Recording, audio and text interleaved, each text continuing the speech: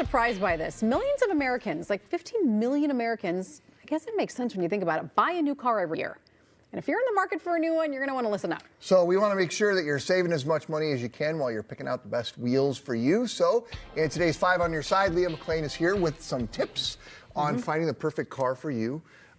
We had this figure in the news in the last couple of weeks, how much money the average new car is. It's insane. Isn't it? I think a lot of people, if you're shopping for a new car, you know this. If you think maybe I want to start looking, be aware they are expensive. $50,000. That is the average price. Clearly, it's a range, but okay, $50,000, the average price.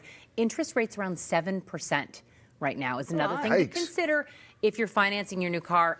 Experts say tariffs aren't really helping, and Consumer Reports has some ideas. It has affected the price of these vehicles, and it affects consumers' ability to afford them. Yeah, it really does. Having those high prices is going to impact what you choose. So I just bought a car, new to me, not new, but new to me. And the process is a little stressful for people. It can be a little overwhelming because unlike you, I only buy a car once every decade, 15 years. For those of us who buy a new used car about every 6 months, this is old hat. I'm guessing the price range is a little different. But let's just talk about that. The Consumer Reports has some ideas, right, on how people can kind of navigate this process. Well, and it's interesting. Consumer Reports, this is why we like them. They buy about 40 to 50 new cars every year so they can test them out.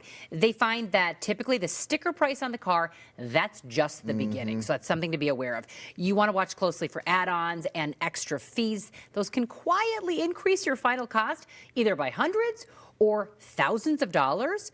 There are some good resources for you, though, to compare prices and to see what's actually available. Let's take a look at some of those. You can go to the manufacturer's site, of course. That's a great place to start. But you also want to check out some other sites like TrueCar, Cars.com. You can also check out Consumer Reports, Build and Buy Service, or look when you're buying a car, look outside the area. Like, here in the Twin Cities, we can check out cars here, but maybe you want to look around the Midwest and see if there's a newer used car available somewhere else.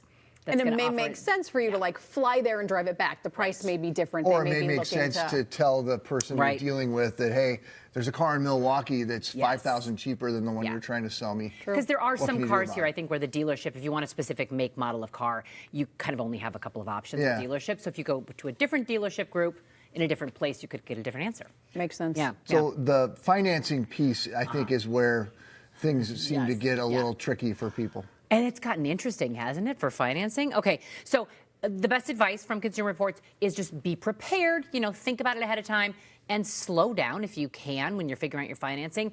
Before you even head to the dealership, it's probably a good idea to talk with your bank or with your credit union. Sometimes dealerships offer promotional financing, which can save you a lot of money. But at the very least, talking to the bank gives you a baseline that you can compare against what the dealer offers. Yeah, and that's a good idea. You walk in prepared. So keep this in mind, too.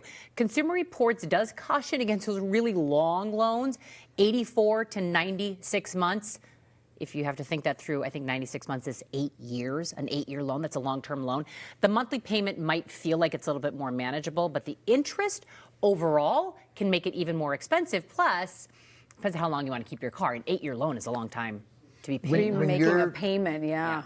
When you're sitting down talking about the financing piece, I think if people make the mistake of telling them how much of a monthly payment they want, and you get sort of caught in that trap, and you're not thinking about the fact that you're paying for the car for 8 years. Price out the door, Right. And everybody, of course, is going to have some different considerations with their own financial situation about what's going to work for them in the immediate and the long term, and you probably have to think about all those things at the same time. It's even crazy to think that they offer 96-month loans, right? It? I mean, it's 60 months used to be the most you could get 5 years. Right. And now they're offering it for 8. Yeah. All right, let's talk about leasing, because I know that's another really popular option for a lot of people. You get to drive the new car, but you don't have those payments that last you forever. You don't have all of the maintenance. Absolutely. So it can be an even better deal for a lot of people. So let's talk about some of the trade-offs to consider.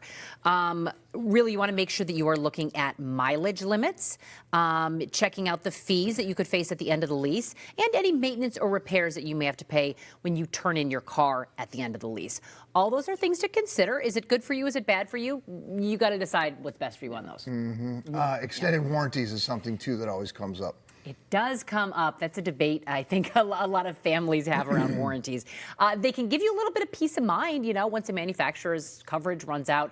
They can also add thousands of dollars to the price.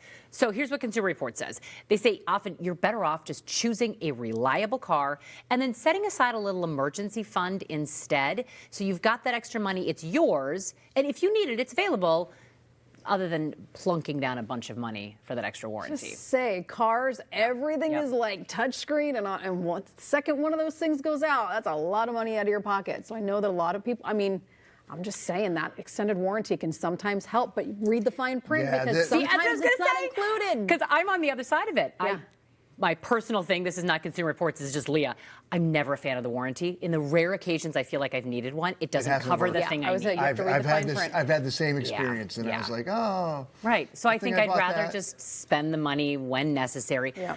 Again, everybody's situation is different on how you handle that. So what's a big takeaway here? Big takeaway here, whether you are buying, whether you're leasing, don't feel rushed. Don't jump into signing a contract. If you go to the dealership and you're talking to, whether it's a new car, used car, lease, somebody trying to talk you into signing today, you get this good deal.